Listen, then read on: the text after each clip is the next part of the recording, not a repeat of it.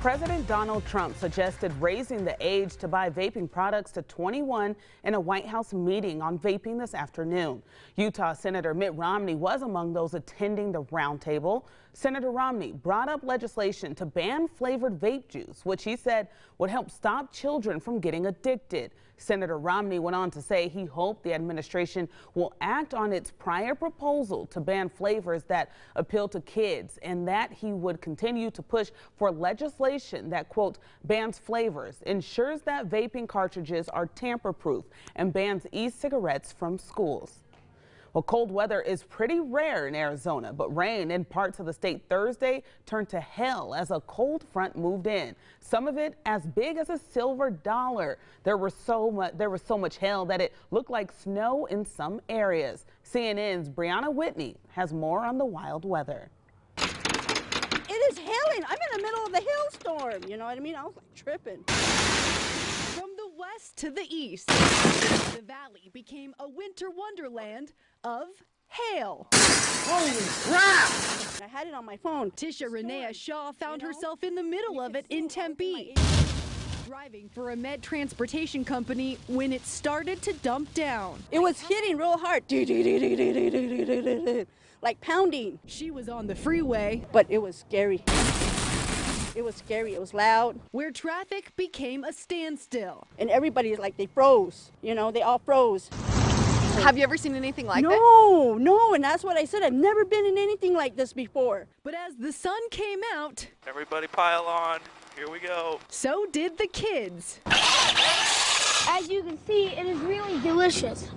And the dogs. We would do little balls and we would throw and she would catch it and eat it. And the horses. Got horses having a snow cone. And with all that water coming down on the desert, Tisha has one thing left to say. All this is a blessing, and just before Thanksgiving, Phoenix is going to be clean.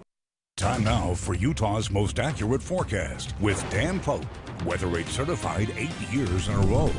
All right, outside we have a lot of clouds, but they are beginning to break up. Ogden now partly cloudy. Logan is clear, so it's just about ready to turn frosty here in Salt Lake City.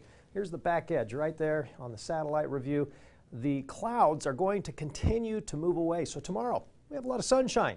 A few of those high clouds coming in early Sunday. Here's the next storm. It's going to barrel down through southern Idaho, and it's going to arrive in northern Utah early Monday morning. Now, it doesn't look like much now, but there's a very strong jet stream. It's going to come along just about 9 a.m. to noon to 2 p.m. It's going to churn the atmosphere, and this is going to turn into a very quick hitting and gusty shifting winds. So southerly winds and gusty to north winds, and a quick 1 to 2 inches of snow that'll fall along the Wasatch Front and the valleys, with possibly a little more, 2 to 4 on the benches. My newest computer charts are saying that could see 1.2 in Ogden and 1.5 in Evanston. So again, light amounts of snow, 3.7 in Tooele, but up in the Cottonwood Canyons, where there may be a little enhancement from the Great Salt Lake and the perfect flow, could be as much as a foot of snow or more on Monday alone. So that's what we're looking at. Now, traveling Monday, here's the issue. That cold front's coming down, so we're going to have some snow in portions of Idaho and Montana, Wyoming, rain and snow back across the Pacific Northwest. The east is going to be great for travel, so good news.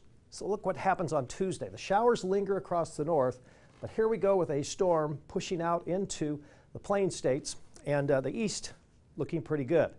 Oh boy, on Wednesday, there's a big storm over the west, showers up to the east and north. So Wednesday is going to be a very difficult day for travel across a good portion of the Intermountain region. Some of this could be rain-snow mix in the Salt Lake Valley on Wednesday because of downsloping winds, warm winds that come off the Oquirrh Mountains, and sometimes we get a rain or a snow shadow. But that would still mean some heavier precipitation would fall in Ogden and Provo, and very favorable areas like the Solitude area, Brighton, and also Sundance up into the Ogden Valley would see pretty good snow out of a southerly flow storm. Here's your forecast for tomorrow, though. I think you're going to like it. It's going to be in the 40s and sunshine. A lot more sunshine tomorrow than we saw today, that's for sure. All right, now we do have football games. Idaho State at Weber State in the 40s tomorrow, and Boise State at Utah State getting kind of cold tomorrow night, dropping to the upper 20s. St. George, all right, we're getting ready. That first front comes through with some wind on Monday. And then we reset and get a pretty good chance for rain in the valleys, snow in the mountains, snow level about 4,500 feet for the Wasatch Front. There's that snow Monday, slight chance Tuesday, and then Wednesday, Thursday, Friday, it's snow, snow and rain, snow, and it's all snow in the big time snow in the mountains. So good for skiing, snowboarding. Great for that, and good for snowpack. Yes. Terrible for travel, so be prepared. All right, Dan, thank you so much for the heads up there. Still ahead, as the holidays approach, local charities will do what they can to help meet the needs of those struggling in our community. How food banks are feeding hungry families.